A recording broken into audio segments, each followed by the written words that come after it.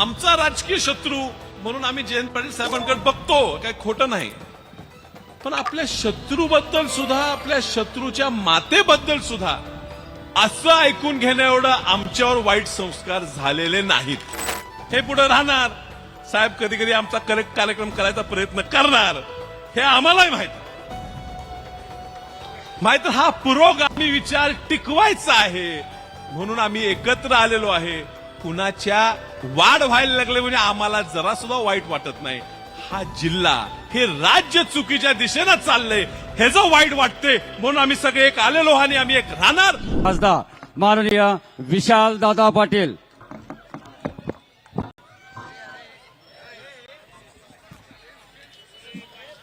मंचावर उपस्थित असलेले सर्व मान्यवर, या ठिकाणी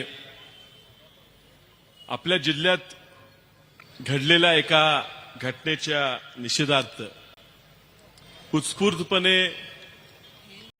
या ठिकाणी उपस्थित असलेले सर्व बंधू भगिनी मित्र, जवळजवळ 12च्या आसपास लोकशाही अण्णाभाऊ साठेंच्या पुतळ्याजवळ आपण जमलो. तिथून सुरुवात केली. जवळजवळ 1.5-2 तासाची पदयात्रा करून ह्या ठिकाणी सभेला सुरुवात केली. आताच आव्हाड साहेबांनी सांगितलं, जवळजवळ 3-4 तास सभा चालली आहे तरी लोक अजून आले नाहीत. मला मधल्या थोड्या वेळेत आमच्या कारखान्याची जनरल बॉडीची सभा होती, त्या ठिकाणी जावं लागलं. आणि त्यामुळे कुणाच्या मनात असा विचार असेल की विशाल पाटील कुठे गेले तर ती शंका नसेल. मी या ठिकाणी आलेलो आहे त्याचं कारण मी कुणासाठी आलो, मी राजराम बापूंकडे बघून आलो, मी कुसुमताईंकडे बघून आलो. पण तुम्हाला इतिहास माहिती आहे, तुम्हाला संघर्ष माहिती आहे. ह्या जिल्ह्याने राजकीय संघर्ष खूप बघितलेले आहे.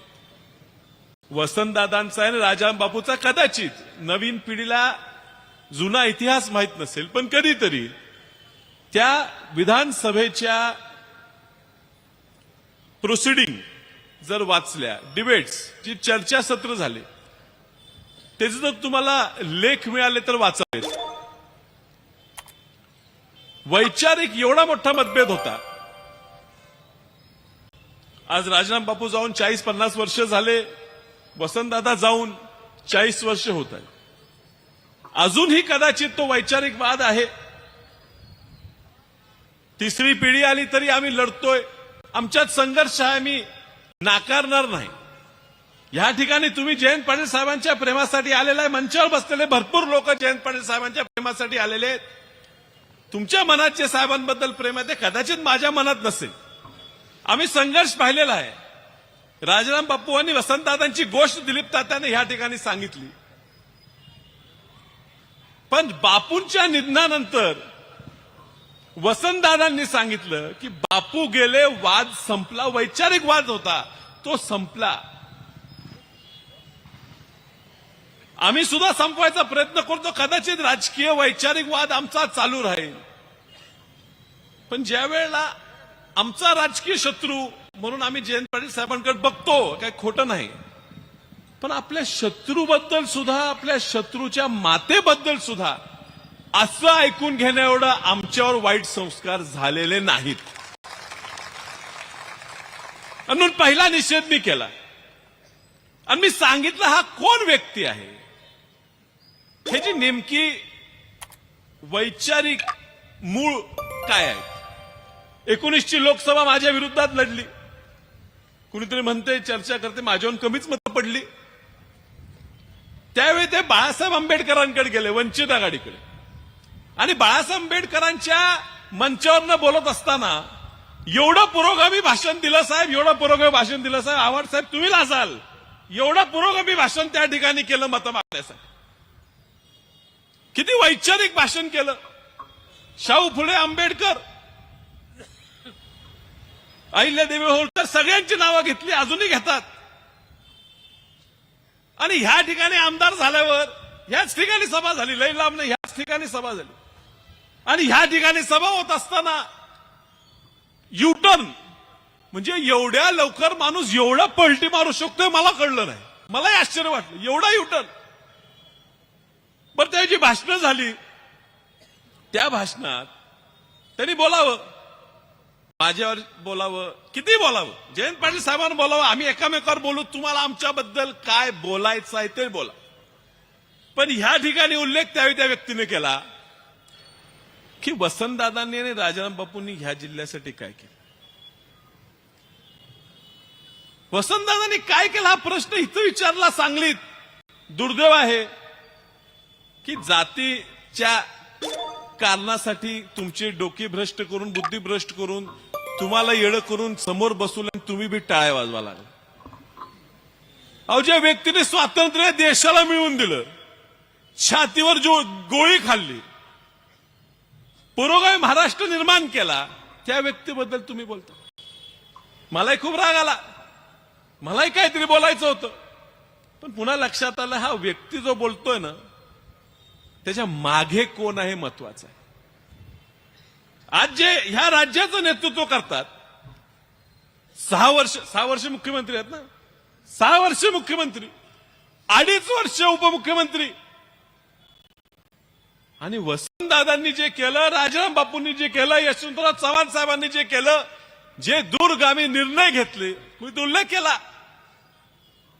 शिक्षणासाठी वसंतदादांनी त्यावेळेला इंजिनियर पोरं आपल्या गरिबाची झाली पाहिजे म्हणून धोरण केलं. आजही परदेशात सुद्धा त्या मायक्रोसॉफ्ट, इंटेल, AI आज नवीन नवीन आल्या, त्या ठिकाणी काम करणारी पोरं आज महाराष्ट्रातल्या गरिबाची पोरं त्या ठिकाणी, ती जात बघून नाही, प्रत्येक जातीची पोरं त्या ठिकाणी शिकतात. ही धोरण आणलं म्हणून,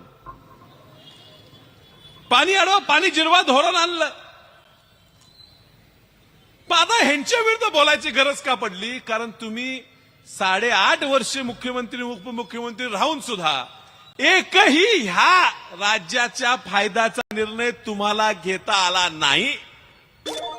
म्हणून जे मोठी लोक आहेत त्यांच्यावर बोलायचं, मात्र बोलताना संस्कृती जपायची, सुसंस्कृत स्वतःला म्हणवून घ्यायचा आहे, म्हणून अशी पाळलेले प्राण्यांकडनं बोलवून घ्यायचा हा प्रकार चाललेला. साहेब, मला कोणतरी परवा सांगितलं, सुसंस्कृत व्यक्ती आणि सुसंस्कृत नेता यात फरक असतो. सुसंस्कृत व्यक्ती व्हायला काय लागते, पण सुसंस्कृत नेता व्हायला आपल्या भोवतीची लोक सुद्धा तशी सांभाळावी लागतात.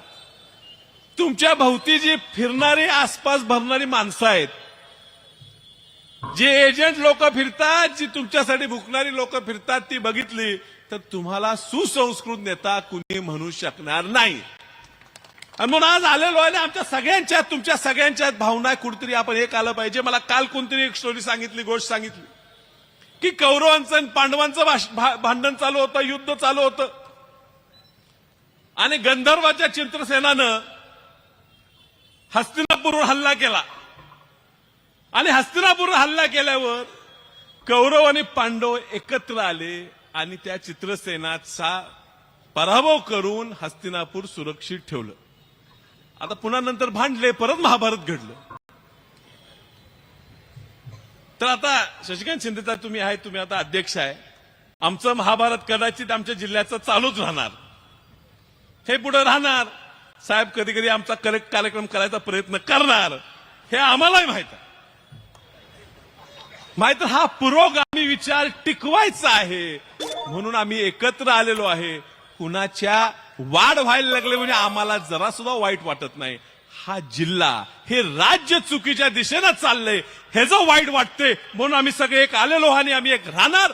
खूप बोलायचं आहे, मात्र जरा मी उशीर आल्यामुळे मला नंतर तुमच्या प्रमुख वक्त्यांच्या नंतर बोलावं लागलं, याबद्दल तुमची क्षमा मागतो आणि लवकर माझं भाषण आटोपतं घेऊन आपल्या सगळ्यांची रजा घेतो. नमस्कार.